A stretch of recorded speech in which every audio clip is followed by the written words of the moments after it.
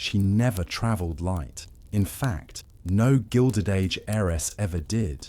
Because while you might be proud of squeezing 3 outfits into a carry-on bag, she required 10 trunks just for a long weekend. 10 trunks, plus hat boxes, jewel cases, and a dressing table that traveled with her like a small portable kingdom. Tonight, we're stepping into the strangely exhausting world of aristocratic summer travel. A world where the illusion of effortless elegance required military-style planning, where packing wasn't just a nuisance, it was a full-time performance, and where behind every delicate lace parasol stood an army of porters, maids, and steamer trunks stamped with Louis Vuitton brass fitting. This is not a story about how easy life was for women of great fortune. It's a story about what it actually cost in money, in labor, and in invisible effort to be seen as flawless. If you're listening in bed with tired eyes and an overthinking brain, you're in the right place. So let this story carry you, and if you're still awake at the end, I'll be here to say goodnight. That's the story I'm telling tonight. A Gilded Age heiress might have looked like a creature of leisure, gliding across manicured lawns in pale silk gowns and feathered hats, but her apparent effortlessness masked a staggering amount of backstage work. In fact, nothing about her life was effortless. Every move she made, including the seemingly simple decision to visit friends for a 3-day house party in Newport, or to cross the ocean for the summer season in Paris, required layers of planning so complicated they would make a modern travel agent break out in. You see, summer wasn't a season of rest, it was a season of movement. Heiresses were expected to appear everywhere, at the right country estates, the fashionable seaside resorts, the hunting parties, the balls, the dinners, the teas. It was social choreography on a scale that would leave even the most seasoned corporate executive exhausted. And movement meant luggage, endless luggage. Imagine being invited to a weekend house party. Today, you might toss a few outfits into a rolling carry-on and congratulate yourself for packing light. A Gilded Age heiress would require at least 4 trunks for the same 3 days, and often as many as 10. Yes, 10. And each of those trunks had a specific, carefully curated purpose. One trunk held day dresses, light muslins for summer mornings, crisp linens for afternoons. Another trunk was reserved for evening gowns, and those were not to be repeated. A gown worn once in Newport could never be paraded again before the same crowd. Heaven forbid someone should remember the shade of lilac satin she had worn just last Thursday. A third trunk was devoted to undergarments and nightwear, chemises, corset covers, drawers, stockings, and nightgowns, all monogrammed, laundered, and folded in neat stacks. A fourth trunk carried shoes and hats, arranged in tissue paper as carefully as museum pieces. A fifth was for jewelry in small boxes, velvet cases for tiaras, pearl chokers, diamond sprays meant for bodices, and the occasional fans studded with sapphires. And then there were the extras, hat boxes, of course, stacked high like a teetering tower of frosted cakes, dressing cases filled with combs, brushes, hairpins, and bottles of imported perfume, writing boxes, because even amid the whirl of dinners and croquet matches, she was expected to dash off letters of thanks or confirm invitations for the following week. Each item was labeled and listed with near bureaucratic detail so that when trunks were unpacked, nothing went astray. The steamer trunk became the true emblem of her lifestyle, a portable wardrobe, a rolling closet before closets even existed. These were not flimsy pieces of luggage. They were built of canvas or leather, braced with brass fittings, heavy enough to crush a modern airline baggage limit in seconds. The most coveted came from Louis Vuitton, or Goyard, or perhaps Asprey of London, with interiors custom fitted to hold gowns flat, shoes nestled in compartments, hats cradled in shelves that swiveled out like drawers. A truly serious trunk unfolded to reveal an entire miniature dressing room, complete with hangers, cubbies, and a pull-out writing surface. To own such trunks was a statement. It wasn't simply about transporting clothes, it was about transporting an identity. Every latch, every monogram, Every brass corner spoke of wealth, taste, and the expectation of being seen. Because when a Gilded Age heiress arrived anywhere, she was not arriving alone. She was arriving with an entire wardrobe, an entire system of appearances, as much a performance as anything that might happen at the dinner table or in the ballroom. And so, before she could even think of the event she was attending, she had to endure the prelude, the exhausting logistics of aristocratic summer travel. Nothing about it was simple. Nothing was spontaneous, and yet everything had to appear effort. To dress well was to live well, and to live well required an army of trunks. If the heiress's luggage was the raw material of her summer, then the organization of her travels, the choreography, no detail to chant. Her comings and goings required the precision of a military campaign. Only instead of troops, there were trunks, and instead of battlefield maneuvers, there were train timetables, carriage arrangements, and the delicate question of whether one ought to pack ivory opera gloves or cream. At the center of this operation was the lady's maid, a figure without whom nothing could function. The maid was part dresser, part strategist, part quartermaster. She oversaw the packing, often beginning days in advance, consulting the itinerary with the air of a general preparing for deployment.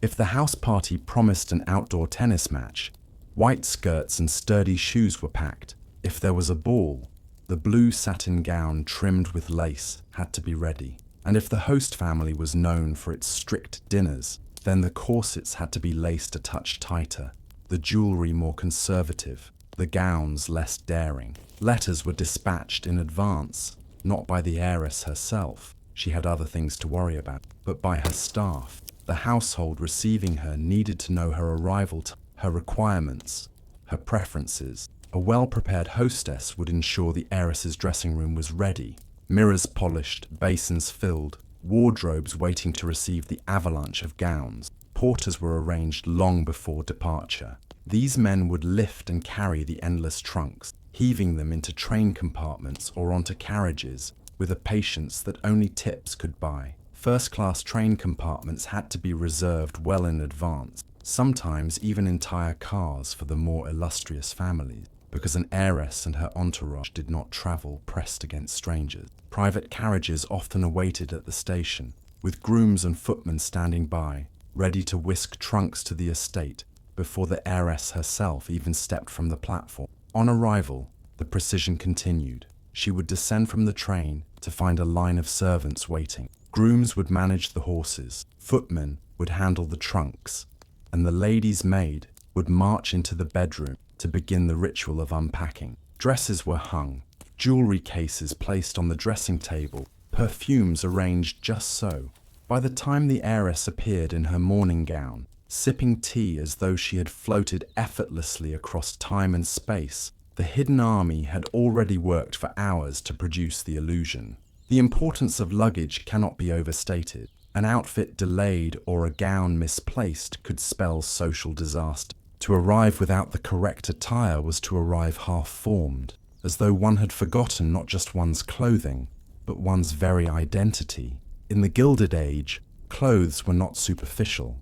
They were as essential as any survival equipment, and survival required organization that bordered on the obsessive. The heiress may not have thought of herself as a general, but her summer movements resembled nothing so much as a campaign. There were battlefields of expectation, fortresses of etiquette, ambushes of gossip, and the trunks, the carriages, the schedules, the servants, all were weapons in a war fought not with cannons, but with appearances. The word trousseau sounds delicate, doesn't it? Almost romantic.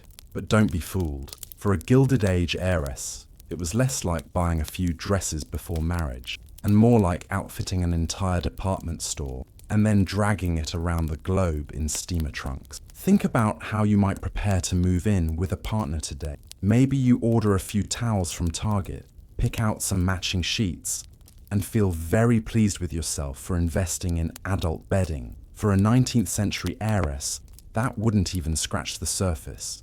She required dozens of gowns for every conceivable hour of the day, stacks of undergarments, hats, gloves, parasols, embroidered linens, monogrammed towels, even tablecloth, because apparently even dinner napkins had to carry the weight of her social identity. And remember, this was before the age of you couldn't just make one quick run with a blue shopping bag. Everything had to be commissioned months in advance, often by hand, often in Paris, and Paris was the only acceptable. You didn't simply shop at home, you crossed an ocean. You sat in the atelier of Charles Frederick Worth or some rival couturier and endured endless fittings. Imagine standing for hours while strangers fussed over the placement of a bow on your shoulder and calling it fun. Entire wardrobes were planned there. Day gowns, evening gowns, walking suits, traveling coats, tea dresses, even the nightgowns you'd never let a stranger see.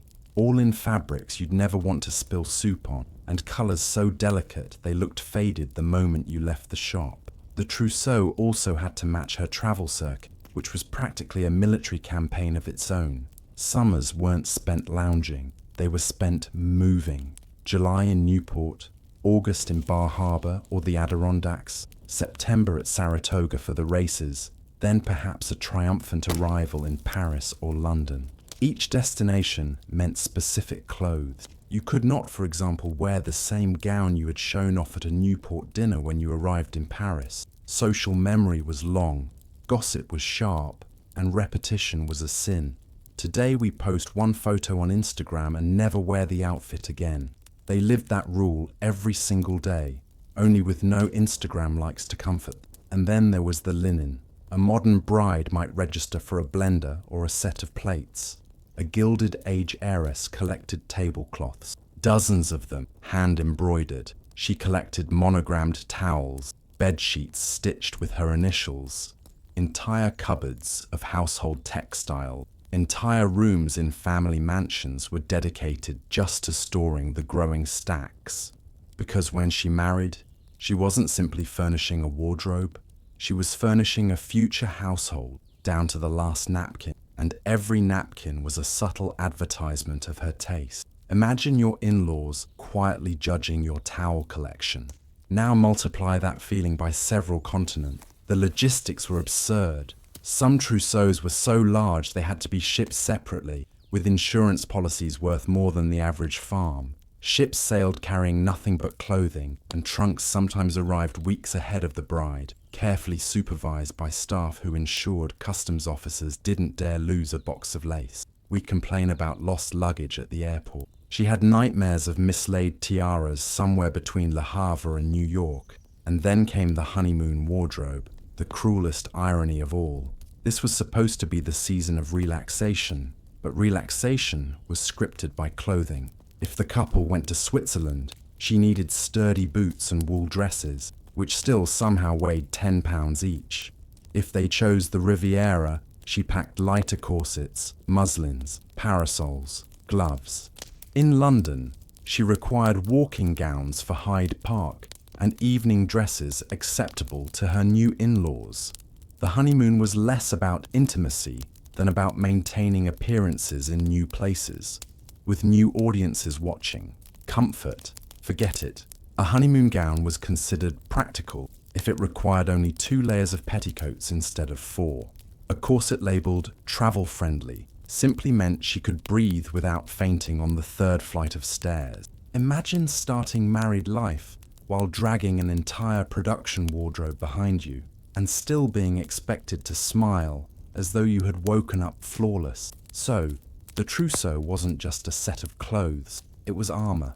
Every gown, every parasol, every embroidered sheet was a way of saying, I belong here, I deserve this. And if she stumbled, if a hem fell, if a gown was repeated, if a parasol seemed out of date, the whispers would spread faster than any modern viral tweet. Except, unlike Twitter, she had no option to mute the conversation.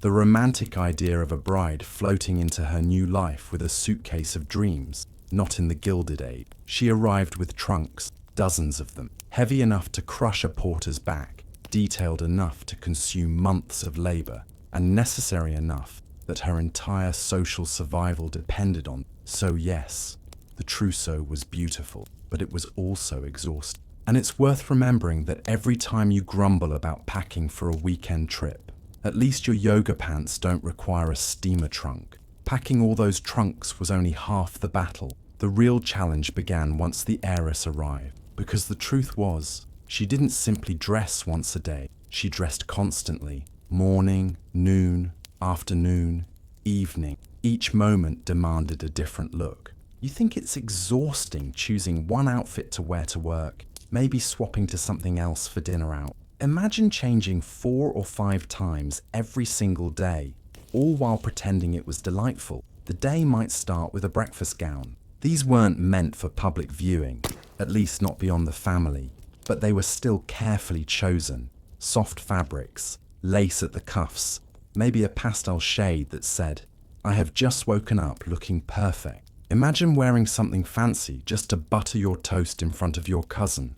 That was her morning. Later in the morning came the walking dress. This was serious business. If she was expected to stroll through the grounds, visit the stables, or appear on a seaside promenade, she needed sturdy boots, gloves, and a straw hat, though of course sturdy was relative. Her shoes still had delicate buttons, and her parasol wasn't really there for shade. It was there to signal taste. Picture going on a hike in designer heels, while holding an umbrella you can't actually use. That was her version of practical wear. Calling attire was another category, because heaven forbid you drop in on a neighbor in the wrong gown. These outfits involved jackets, capes, and parasols chosen for just the right level of formality. Not too casual, not too flashy, just enough to say, "I care about your household," but not enough to wear my best pearls. By afternoon, the wardrobe shifted again. Tea demanded its own gown, light but elegant, suitable for both sitting in a parlor and wandering out for croquet. And yes, there were gowns specific to croquet. Tennis too. The white, ankle-length tennis dress, worn with boots and a sash, might look comical to us, but it was cutting-edge leisure wear. Imagine sweating your way through a tennis match in a corset. Today's tennis stars collapse on the court in breathable sports fabric, and they still look exhausted. She had whalebone pressing into her ribs and still had to look charming when she missed the ball. Transitioning into the evening was a ritual in itself. The tea gown was the bridge, informal enough to be worn without a corset, but elegant enough to sip tea in silk or satin. This was the one moment in her day when she might actually breathe comfortably, though only indoors and only in the presence of trusted company. Then came the crown jewel, the evening gown, floor length, dripping with lace or beads, often off shoulder, paired with long gloves, jewels, a fan, and sometimes even feathers. This was not just clothing, it was a theatre. To appear in an evening gown was to perform one's role in society, and no gown could ever be repeated before the same crowd.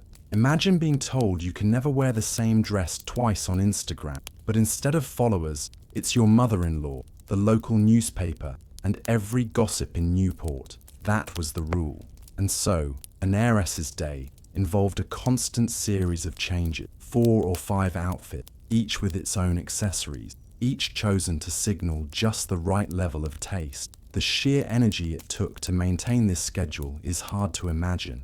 We complain about, what am I going to wear once a day? She had that problem every 3 hours, with an entire staff helping her solve it. The exhausting truth is this: dressing was her job, and it was a job she could never quit. Behind every heiress, fluttering from gown to gown like a butterfly in silk, was the one person actually making it possible, the lady's maid. Without her, the whole illusion collapsed. Think of her as the 19th century equivalent of a personal stylist, a hairdresser, a wardrobe manager, a seamstress, and a therapist, all rolled into one.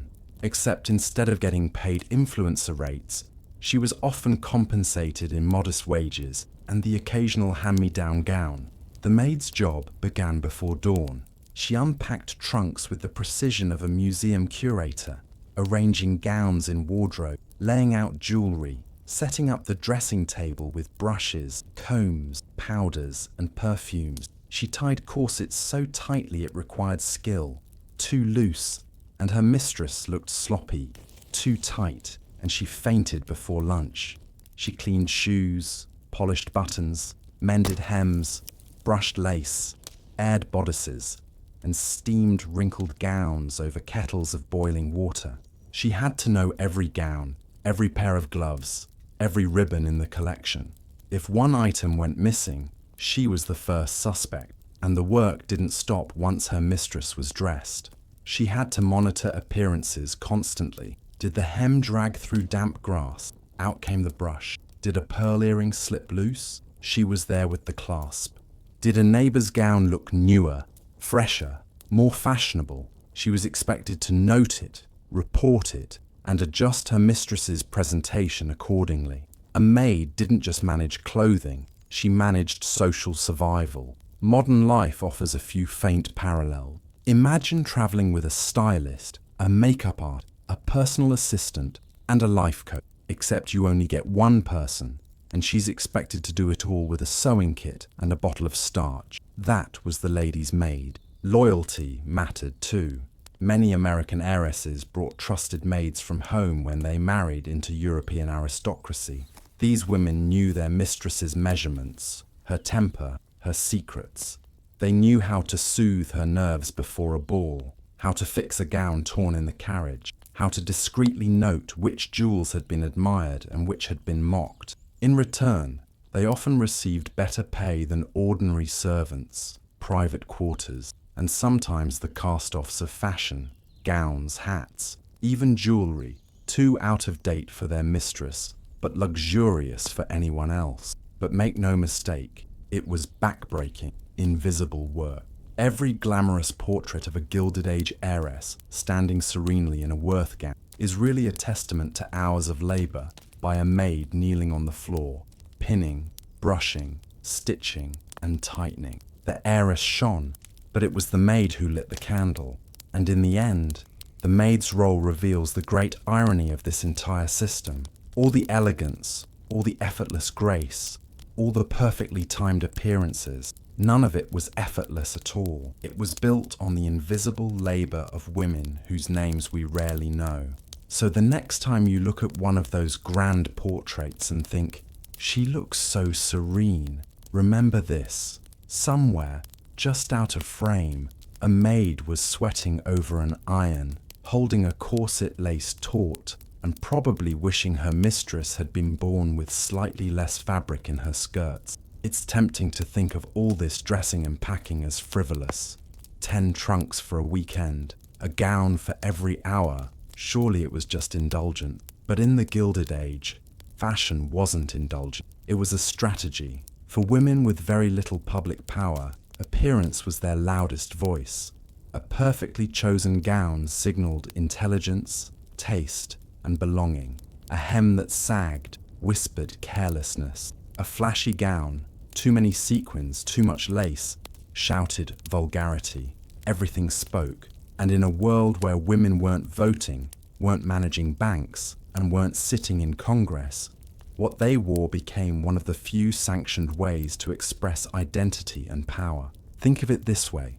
Today, we might build our reputations online. Carefully curated Instagram grids, LinkedIn headshots, wardrobes selected for Zoom call. A Gilded Age heiress built hers in silk and satin, under the gaze of newspaper society columns. Her gown could make her a star in the Illustrated London News, or a cautionary tale whispered behind fans at the opera, and the scrutiny was relentless. Queen magazine, The Lady, and the fashion pages of major papers regularly published sketches of aristocratic women's wardrobe. Entire outfits were catalogued, dissected, and copied. Imagine opening the morning paper to find your dinner dress critiqued alongside political cartoons. That was her reality. For American heiresses who crossed the Atlantic to marry into British aristocracy, fashion was survival. Consuelo Vanderbilt, for example, wasn't just wearing gowns. She was negotiating her place in a family that considered her money useful,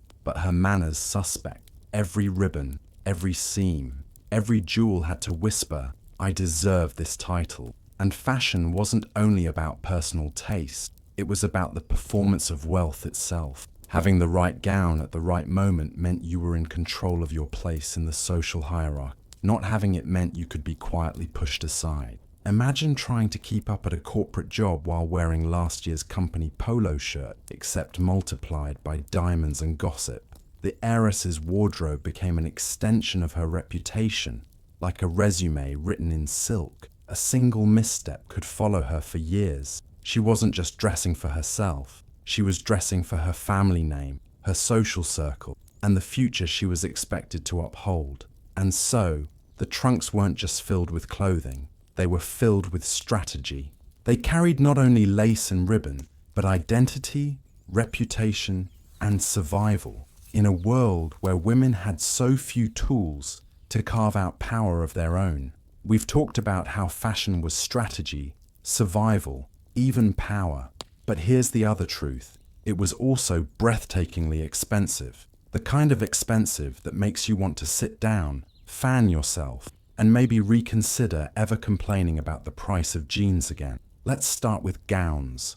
A simple day dress, and by simple, I mean carefully tailored, with embroidery and imported fabrics, might cost the equivalent of a few $1,000s in today's money. Not bad, you might think, for a piece that could be worn on a morning walk. But remember, she needed dozens. Not one, not five, but dozens. Walking gowns, calling gowns, tea gowns, evening gowns. And evening gowns were the crown jewel, sometimes costing as much as a modern luxury car. Imagine buying a Tesla, wearing it once, and then quietly storing it away because the Newport crowd had already seen you in it. That was the logic of the Gilded Age wardrobe. And then there were the accessories. Gloves alone were an endless drain. No respectable woman appeared in public without them, and they had to be spotless. Long evening gloves of kid leather might be worn once before being relegated to second-tier status, if not thrown out entirely. Stockings, parasols, hats trimmed with feathers or lace, all of it added up. It was like a subscription box that never ended, except instead of costing $30 a month, it cost the equivalent of a small fortune. Jewelry was another matter altogether. A tiara could represent the GDP of a small village. Pearl chokers, diamond sprays, sapphire brooches. These weren't optional. They were expected. Society columns reported not just what a woman wore, but what jewels she displayed. Think of it as the red carpet coverage of its day. Except instead of, who are you wearing? The question was, how much does it cost? And does it signal your family's fortune properly? And let's not forget the invisible expenses, the trunks themselves. A Louis Vuitton or Goya steamer trunk wasn't cheap. Each was custom fitted, designed to hold gowns flat or hats upright. Buying a set of them was like buying a fleet of high-end luggage today, except multiplied by the fact that she needed not 2 or 3, but 10 or 15. And then there were the porters, the shipping costs, the insurance. Some trousseaux were so vast they required their own shipping manifests, insured for tens of thousands of dollars in 19th century money. Adjust that for inflation, and you're looking at the kind of sums usually reserved for art collections or private jets. The lady's maid came with her own expenses too. True, she was just a servant, but she had to be paid, housed, dressed respectably, and often given tips or bonuses for her loyalty. Wealthy families knew that without a trusted maid, their daughters risked humiliation. So they paid, sometimes generously, sometimes grudgingly, to ensure the smooth machinery of appearances kept running. In return, maids often received gowns cast off after 1 or 2 wears. Imagine inheriting a dress worn once that had originally cost the equivalent of a year's salary. For the maid, it was jackpot. For the heiress, it was just closet overflow. Now, consider the sheer scale. A full trousseau might cost upwards of $100,000 in today's dollars. Some were estimated even higher, into the millions. And this was for clothing that, by social rule, could not be repeated too often, especially in front of the same audience. It was fashion as investment, but also fashion as constant financial drain. And here's the kicker. All of this money bought appearances that lasted only hours at a time. A gown might dazzle in candlelight during a dinner or ball, but by the next morning, the whispers had already turned to the next event. It was a cycle with no finish line, no final victory, just an endless treadmill of silk and satin and bills sent discreetly to fathers and husbands. Compared to that, our modern complaints feel almost comical. We grumble about weddings costing too much, or the price of a single designer handbag. She was spending that on gloves. We stress over airline baggage fee. She was shipping trunks across the Atlantic, paying insurance premiums higher than the cost of most houses. We fret about fast fashion cluttering our closets. She had gowns so expensive they couldn't even be resold without causing a scandal. The cost of dressing well was the cost of survival. Not survival in the sense of food or shelter, but survival in the brutal world of social hierarchy. A perfectly chosen gown could secure admiration, influence, even marriage. A poorly chosen one could mark a woman as careless, vulgar, or, worst of all, forgettable.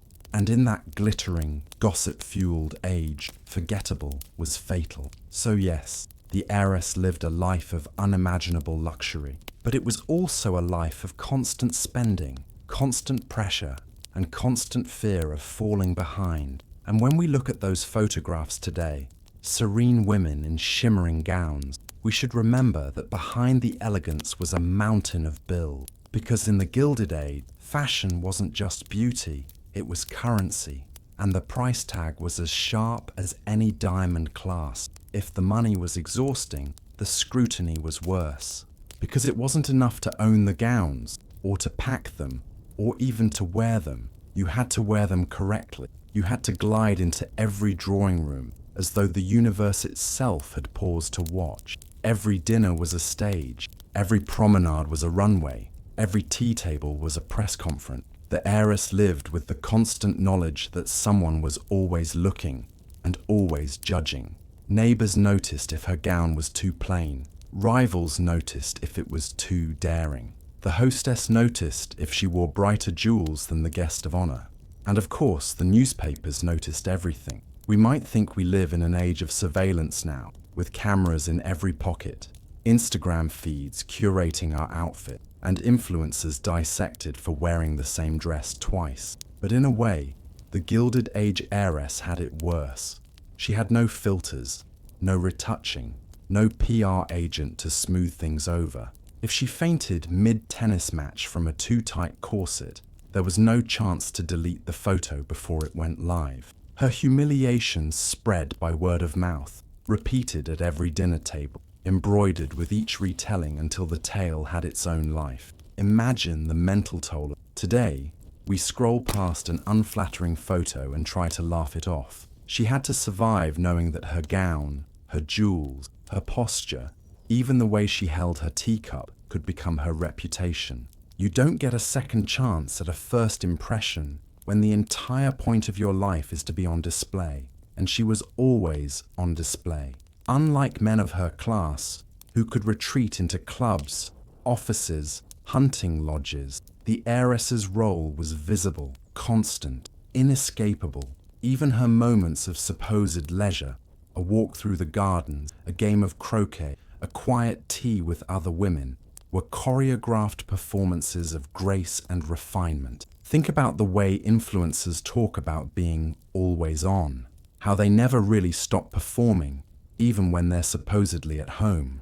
That was the heiress's reality a century earlier, only without sponsorship deals or followers to make it feel worthwhile. She didn't gain brand partnerships.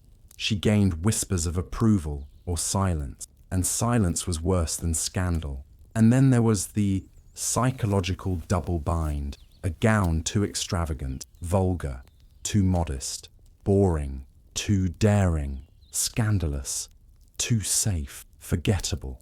Every choice was a tightrope, and every audience member thought they knew better. The heiress wasn't simply dressing for herself. She was dressing against everyone else's expectations, and she had no way to win except by enduring it. Even the simple act of entering a room carried pressure. The right timing, the right smile, the right balance of eye contact. Was the head held too high? Arrogance? Too low? Timidity? She might have stepped into a ballroom only to dance.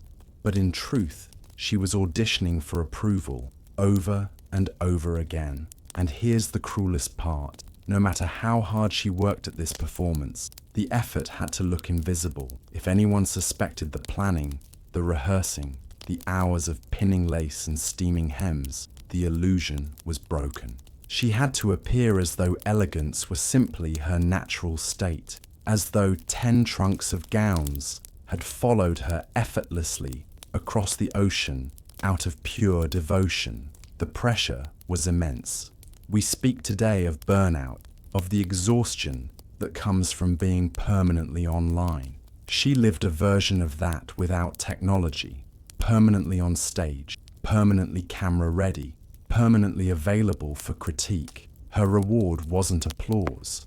It was survival within the social hierarchy. So when we look back at those photographs, serene faces, smooth gowns, calm eyes, we should remember the truth. Those were masks, cultivated and polished through endless work.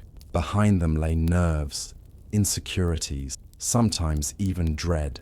Because for the heiress, failure wasn't a bad hair day. It was the possibility of being diminished, dismissed, or, worst of all, forgotten. And in the Gilded Age, to be forgotten was the one fate worse than gossip. And so, when you picture a Gilded Age heiress gliding through summer, from Newport lawns to Paris salons, remember what it actually took. 10 trunks for a weekend, an army of maids and porters, dresses that cost as much as houses, gloves worn only once, jewels insured like ocean line. Behind every photograph of serenity, there was chaos. Steam rising from irons, corset laces pulled tighter than lungs could manage, and bills quietly piling up back home. To dress well was to live well, but it wasn't magic. It was labor, invisible, relentless, and always expected. So tonight, may your own suitcase feel mercifully light. May your pajamas never require a maid. And may you rest knowing that elegance was never effortless, no matter how flawless the portraits appear. If you enjoyed this story, and if you'd like more tales of invisible labor, lost voices, and the quiet truth behind history's most glamorous myths, don't forget to follow the channel. And tell me, in the comments, what's the most over-the-top thing you've ever packed, only to never use? Because somewhere, I promise you, a Gilded Age heiress is nodding in sympathy. Good night. Script written by Clara Finch, because some stories still deserve a soul.